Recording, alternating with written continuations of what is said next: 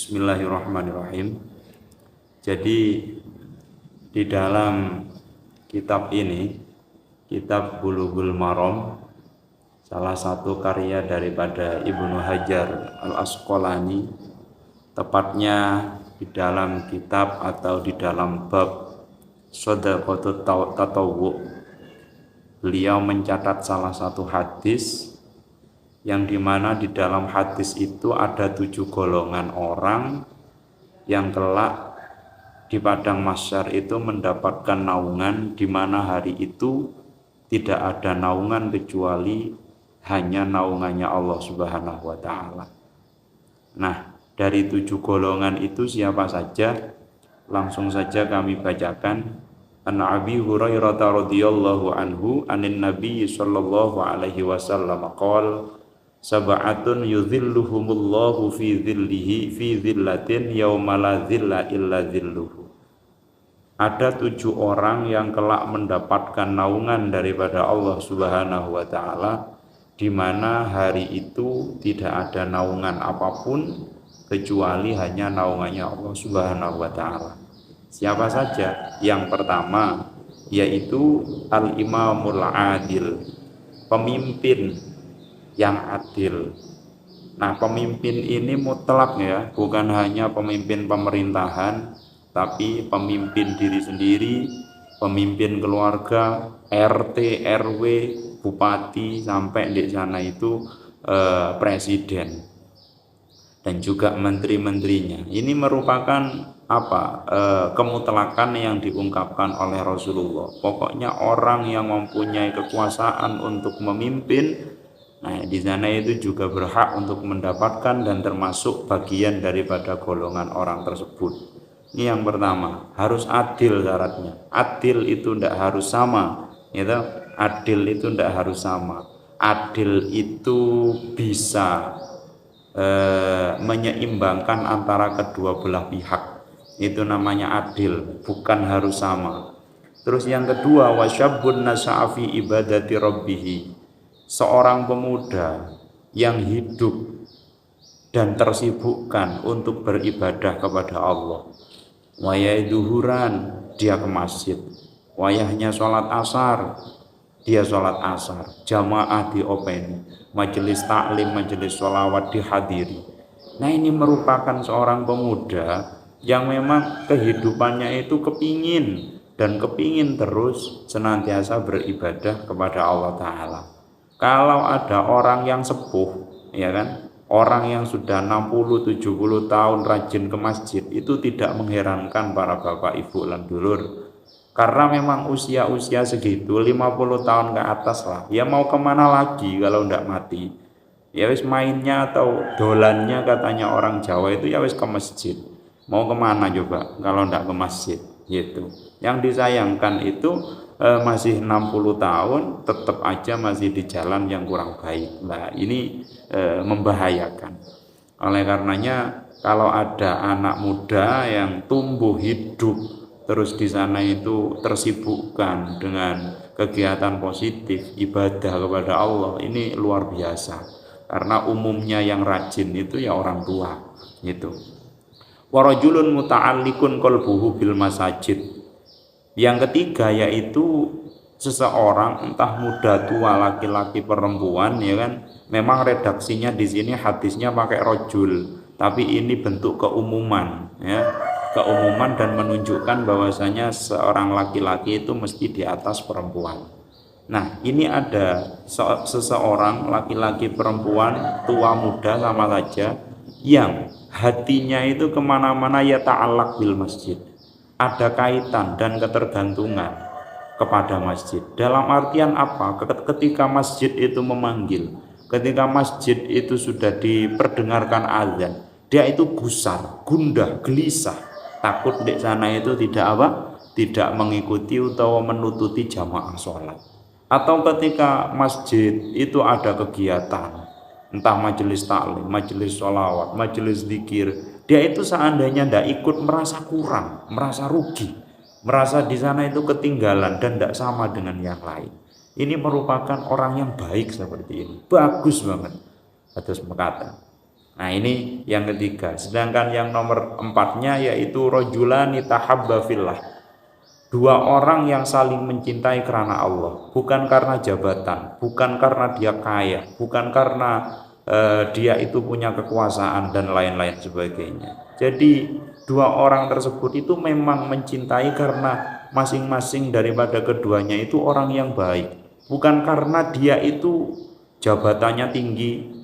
Saya baiki nanti kalau misalkan ada repot di tempat saya dia kan yang maju karena dia kaya. Enggak gitu. Misalkan saya baikilah, saya coba mendekat mengakrabinya misalkan, nanti kalau misalkan saya butuh bantuan kan enak ada yang kaya. Enggak gitu. Dia mencintai itu karena murni timbul dari hati karena dia atau temannya itu orang baik. Nah ini yang keempat. Sedangkan yang kelima, warajulun da'atsu imra'atun dzata mansobin wa jamalin fakhafa rabbahu. Ada seorang laki-laki ya kan yang diajak tidur misalkan di hotel atau di tempat-tempat yang lain ya kan, yang mana yang mengajak ini orangnya cantik, punya pangkat, punya jabatan, punya kekayaan, tapi orang laki-laki tersebut itu bisa menolak dan mengatakan, mohon maaf mbak, mohon maaf tante, kami tidak bisa melayani panjenengan, saya takut kepada Allah Ta'ala. Nah ini yang luar biasa ini, benar-benar godaan yang di sana itu keimanan bisa runtuh, kejantanan bisa terseok-seok. Ini kalau digoda seorang wanita cantik ya kan, punya jabatan, terus dia di sana juga kaya, digratisi lagi ya kan, yang penting mau tidur dengan dianya. Nah ini berat ini untuk mengajaknya. Mungkin iman kuat tapi imron yang tidak kuat nanti ya kan. Ini yang nomor 5. Sedangkan yang nomor 6-nya yaitu warajulun baka min khaufillah, yaitu seorang laki-laki atau perempuan yang di tengah-tengah malam dia bangun, di sepertiga malam dia bangun lalu memohon, meminta ampunan, takut kepada Allah, air matanya bercucuran. Air matanya di sana itu merembes. Katanya orang Jawa merebes mili. Kenapa? Karena merasa hatinya itu banyak kesalahan, dirinya banyak belepotan dosa, dirinya banyak kemaksiatan, yang mana umur itu tidak tahu kapan berhentinya. Bisa pula di sana itu bisa mendadak, sedangkan dosa di sana terus bertambah. Nah orang-orang seperti ini yang di sana itu tetangganya sama terlelap, dia bangun di sepertiga malam, menengadahkan tangan, meminta ampunan kepada Allah Subhanahu wa Ta'ala. Ini orang yang baik yang seperti ini, pendosa yang lebih baik daripada orang alim bahkan tapi sombong. Ini loh yang seperti ini nih yang baik itu. Jadi dia itu bangun karena memang membutuhkan Allah, bukan dia dibutuhkan Allah, dia yang membutuhkan Allah, dia yang butuh ampunan Allah.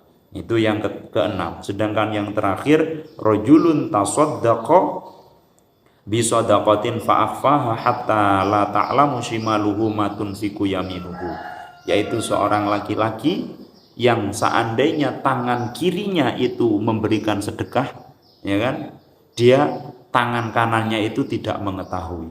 Dalam artian bagaimana? Saking khofinya, saking samarnya, saking rahasianya. Jadi dia itu bersedekah semata-mata memang karena ingin membantu dan ingin mendermakan salah satu atau sebagian daripada harta bendanya bagi atau disalurkan kepada orang yang tidak mampu. Bukan ingin ketenaran, bukan ingin keviralan, bukan ingin dia itu diliput media, bukan. Nah, sekarang kan lagi pada musim ini Pak Bu, ya kan, sodakoh, membantu banjiran, gempa dan lain sebagainya. Tapi di sana itu diviralkan, ya kan, diliput oleh media sehingga dia itu terkesan sebagai orang yang dermawan, orang yang sangat perhatian terhadap musibah atau apapun yang tidak enak di sekeliling kita. Itu kalau tujuannya yang sedemikian dalam artian cari keviralan, oke lah, mungkin panjenengan bisa viral, mungkin panjenengan bisa terkenal di dunia ini, tapi kan belum tentu terkenal di mata manusia dia terkenal di mata Allah. Banyak loh hamba-hambanya Allah itu yang tidak terkenal di bumi tapi dia terkenal di langit. Banyak loh hamba-hamba Allah itu yang mana dia itu tidak terkenal menurut manusia, bahkan dipandang hina, gila, edan kata orang Jawa, tapi dia itu masyhur bagi penduduk langit, terkenal sampai Allah mengetahuinya, namanya sering disebut oleh penduduk langit. Coba lebih pilih mana panjenengan? Makanya ini sangat marak untuk apa ya, akhir-akhir zaman seperti ini, seakan-akan apa-apa itu harus dimediakan, seakan-akan apa-apa itu yang sifatnya itu membantu harus diliput lalu diviralkan. Ini benda ada yang lebih penting, ada yang lebih urgen daripada itu. Apa itu? Ridhonya Allah Subhanahu wa taala. Percuma lah ketika seandainya panjenengan itu viral, panjenengan itu terkenal, tapi Gusti Allah di sana ndak ridho, atau tidak ada apanya ya, tidak ada harganya di mata Allah, walaupun toh berjuta-juta atau berpuluh-puluh juta yang panjenengan sodakohkan itu, kan belum tentu munggui Gusti Allah itu diakoni ya. Munggui Gusti Allah dia itu diterima amal baiknya, tapi awes lumayan lah ya, dia tidak terkesan sebagai orang yang pelit. Satu, dia terkesan di sana itu membantu atau saling tenggang rasa lah kepada sesama tetangga atau bahkan sesama manusia. Setidaknya wis lumayan lah, walaupun sudah diliput atau walaupun sudah diterkenalkan atau terviralkan, tapi dia itu punya nilai plus daripada yang kaya, punya harta benda, ya kan, mobil banyak berjejeran, usaha maju, ada tetangganya yang kesulitan, dia itu tetap memejamkan mata. Lah ini masih lebih baik yang divideokan atau diviralkan itu tadi. Ini lumayan sudah daripada yang apa ya, ya yang nomor 2 itu tadilah gitu. Nah ini salah satu hadis yang tertulis di dalam kitab Bulughul Maram mengenai atau berkenaan dengan sedekah. Jadi 7 orang tersebut kelak itu mendapatkan sesuatu yang sangat mulia, yaitu berupa naungan di sisi Allah, yang mana pada hari itu sama sekali tidak ada yang dinaungi kecuali, tidak ada naungan kecuali naungannya. Jadi sangat luar biasa.